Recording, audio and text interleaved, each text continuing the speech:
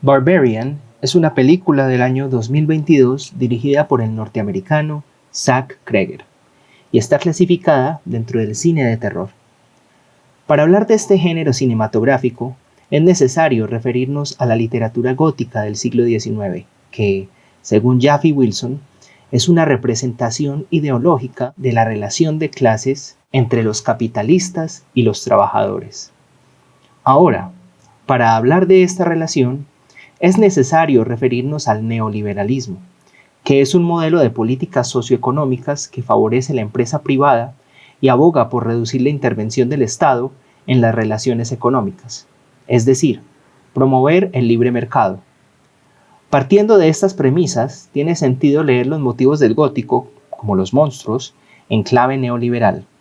Por ejemplo, viendo a los vampiros que chupan la sangre de sus víctimas como corporaciones explotando a trabajadores mal o no remunerados. En Barbarian hay dos monstruos. El primero es Frank, un depredador sexual que mantiene en cautiverio a sus víctimas, las viola y tortura y luego las obliga a parir para finalmente matarlas. Frank también tiene relaciones con las criaturas producto de esas violaciones, y de allí surge el segundo monstruo, una mujer enorme y deforme con fuerza sobrehumana que ha sido forzada a vivir oculta, sin cuidados y sin educación. Ambos personajes hacen eco de motivos góticos.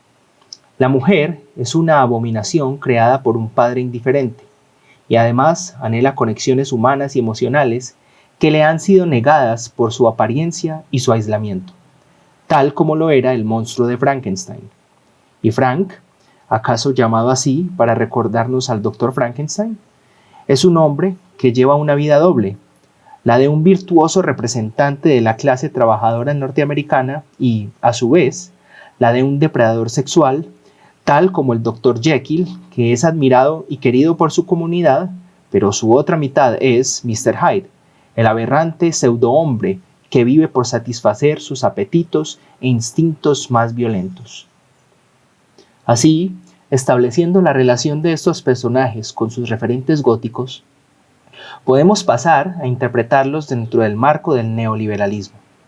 Iniciemos entonces por caracterizar a Frank, un hombre blanco, heterosexual y de clase trabajadora que estaba en el pico de su vida laboral al principio de los años 80. Estas circunstancias lo relacionan estrechamente con el periodo que llamaremos el giro neoliberal, término presentado por David Harvey en su libro Breve Historia del Neoliberalismo, y que hace referencia al periodo de finales de los 70s e inicio de los 80s, cuando las políticas económicas empezaban a virar hacia un modelo de libre mercado con la presidencia de Ronald Reagan.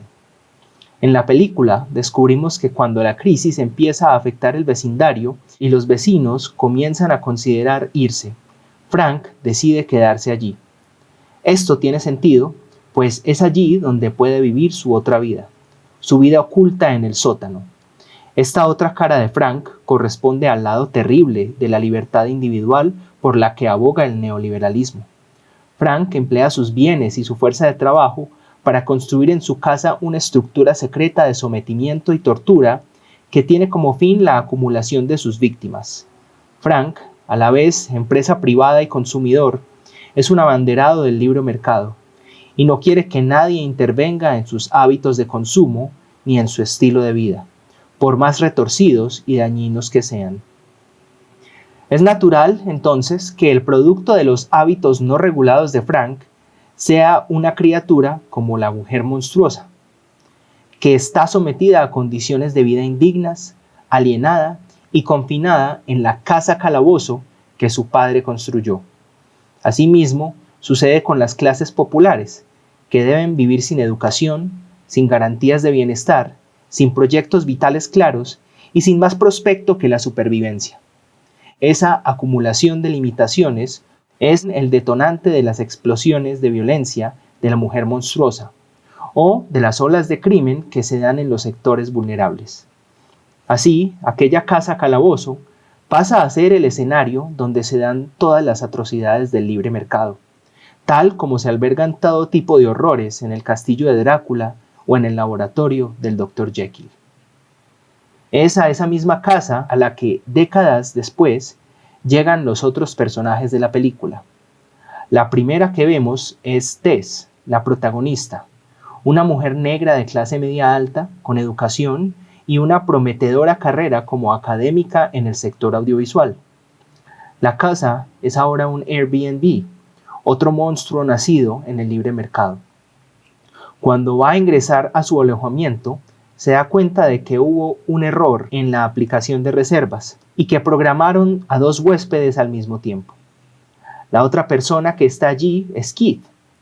Este comparte con Tess, además de las molestias de la doble reserva, su nivel de educación, edad y trabajo centrado en la industria creativa. Claro que, y es importante notarlo, él es un hombre blanco heterosexual. Omitiendo esta diferencia sustancial, ambos personajes son reflejo uno del otro, puesto que los dos acceden a las ventajas que les ofrece su poder adquisitivo, su nivel educativo y su posición socioeconómica. Ella va a trabajar con una reconocida documentalista investigando sobre la gentrificación en Detroit por parte de colectivos de artistas que se mudan allí. Keith es, precisamente, miembro de uno de estos colectivos. Ambos, Keith y Tess, están unidos por el provecho que sacan de las problemáticas de estas comunidades para desarrollar sus actividades económicas. Y el otro personaje que llega al Airbnb es su dueño, AJ, otro hombre blanco heterosexual de la industria creativa. En este caso, un actor de Hollywood inmerso en problemas legales por abusar de una coprotagonista. Es a raíz de este escándalo que empieza a hacer maniobras con sus inmuebles para poder pagar los abogados y llevar el caso, lo cual lo lleva a instalarse en su propio Airbnb. Y así como Tess y Keith guardan un paralelismo en su construcción como personajes, AJ lo hace también con Frank. Esto, pues al igual que él, se siente con poder sobre las mujeres, si bien no llega al extremo de la tortura y el asesinato. Y por otro lado, representa el giro neoliberal en el espectro de lo que David Harvey ha descrito como la inclusión del neoliberalismo como parte del sentido común. Es decir, buscar la ganancia y la protección de los derechos y privilegios individuales comprenden actuar con virtud. Esta mentalidad se ve reflejada, en primer lugar, en la reacción desesperada del actor al ver su carrera, o sea, su poder económico y social, amenazada. Y, en segundo lugar, en su actitud ante las amenazas claras que decide ignorar cuando de dinero se trata.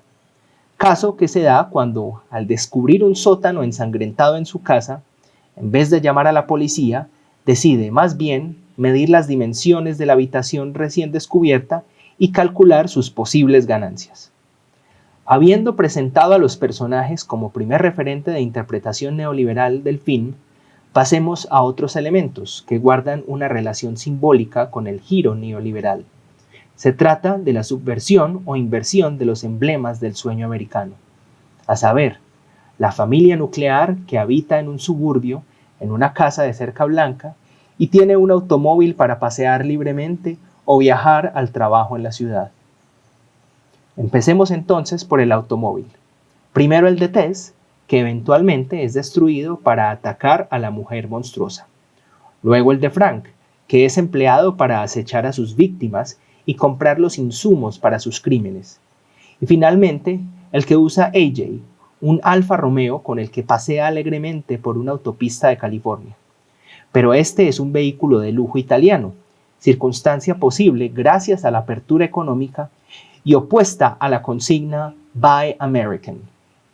Así vemos que en la película el automóvil se presenta como un instrumento de muerte o como una mercancía propia de ególatras adinerados. Asimismo, la casa, como hábitat de la familia nuclear, cambia su vocación en la película, pues allí se convierte en el lugar donde conviven 2 monstruos, una versión retorcida de dicha familia, con un padre asesino y con una clase de esposa-hija sometida y monstruosa. Por otro lado, la casa deja de ser hogar y se establece únicamente como bien raíz, puesto que ahora no es más que otra fuente de ingresos para AJ. Asimismo, Esta casa es una muestra de lo que sucedía a nivel más amplio, lo que solía ser un barrio en los suburbios, un espacio idílico de vecinos unidos, ajenos a las problemáticas urbanas, ahora se ha transformado en un lugar decadente y peligroso, donde no hay comunidad y las personas desconfían de todos, como le sucede a Tess con el vagabundo que en realidad quería advertirle sobre los peligros de la casa donde estaba. Entonces, ampliando incluso más el alcance de la degeneración social, vemos a Detroit, la antigua meca de la industria automotriz, emblema de la ciudad pujante que brinda oportunidades de crecimiento y empleo para todos sus habitantes. Esta es en el presente una urbe con grandes desigualdades, producto de los cambios implementados por sus industrias locales, el outsourcing o la tercerización y el offshoring o deslocalización de operaciones, trajeron consigo una crisis financiera que resultó en la decadencia urbana, producto de la desfinanciación de la ciudad por el desempleo y las migraciones urbanas de las clases medias altas, generalmente de personas blancas. Así, podemos concluir que Barbarian nos muestra que el giro neoliberal trajo consigo otro producto, los monstruos que nacieron con las políticas de desregularización económica y la cooptación del Estado. Llevan allí desde hace años, agazapados y en la oscuridad, pero no por ello deja de sentirse su violencia, tanto en las acciones desesperadas de los explotados como en la voracidad del libre mercado.